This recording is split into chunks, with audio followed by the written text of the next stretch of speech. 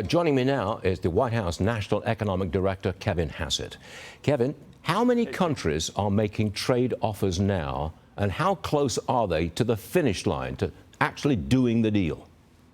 Well, the phones are ringing off the hook, as President Trump has said, and I called over to Jamison Greer at USTR, who tells me that there have actually been specific offers with material gains for American workers of about 15 countries. It's actually probably could have changed since we started talking.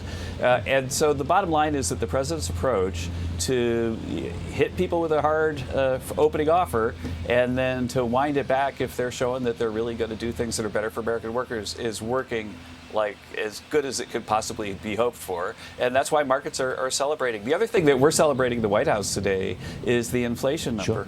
Sure. One of the things that everybody's been talking about ever since I came in with the president on the 20th of January is how there's going to be all this inflation because of the president's trade policy. Well, actually, it's going the other way.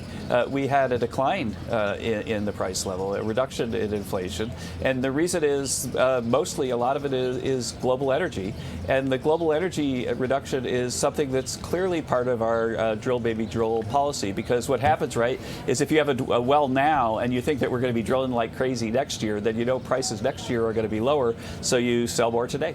And it's really clearly the data that that's what's happening. Let me go back to trade and tariffs. China, Sure. I think China's isolated, and I think they're vulnerable. What leverage do we have with them?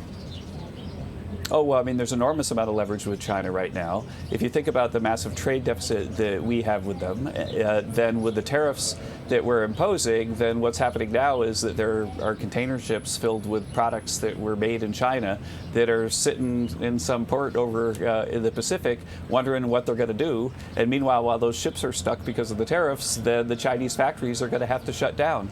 And so it's a very, very difficult situation for the Chinese economy, which is already in some financial corners on the ropes. And so I would guess that the Chinese see this and recognize that maybe they need to stop, messing around, doing all the things that they've been doing, not only just in the economic sphere, but in other spheres as well, and come to the table and start to be a good actor again. Have they come to the table? Are we speaking with them at all yet? I have not heard of a specific conversation, and I know that the president has a good relationship with President Xi, and my guess is but I don't have information from the White House on this, but my guess is that at some point the two of them will talk, because the pressure on China right now is extreme. There's a lot of speculation about the process which the president went through to get to this pause in tariffs. His critics say, look, he was panicked into doing this because of the bond market. You want to respond to that?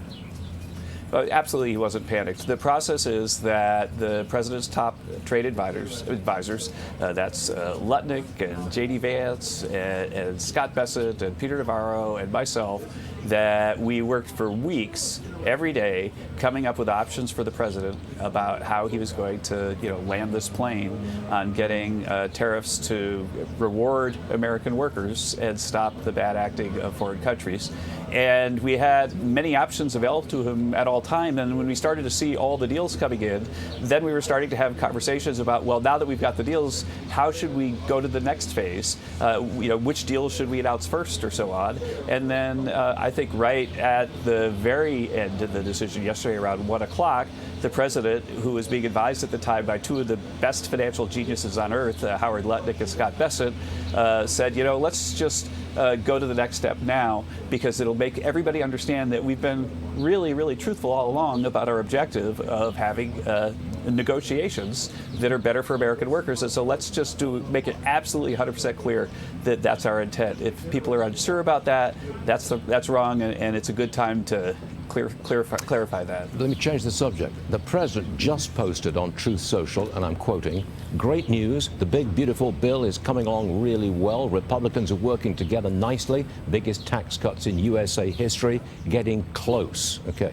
Kevin, it does at this point still look like there's a delay in getting these tax cuts through Congress. They couldn't hold a vote last night because the Republicans couldn't unify behind it. Now, if there's a delay, that's not going to help the economy, and the markets won't like it. Right. There's not going to be a delay. The bottom line is that they're squabbling over rules, and I know they're very, very important to the members, but in the end, everybody understands that we have a unique historic opportunity to pass this big, beautiful bill, which will put America, along with the trade policy, on the path for a golden age. And so I know that there are genuine feelings in the House that they wish the Senate bill did more, but that's normal politics, and I'm highly confident that the Speaker is going to be able to land this plane and get the bill across the finish line. There could be a vote again at 10:15 Eastern this morning. We'll Correct. see. Kevin Hassett, thank you very much for being with us this morning. Thanks, Stu. Great to be here. We'll see you again soon. Thank you, sir.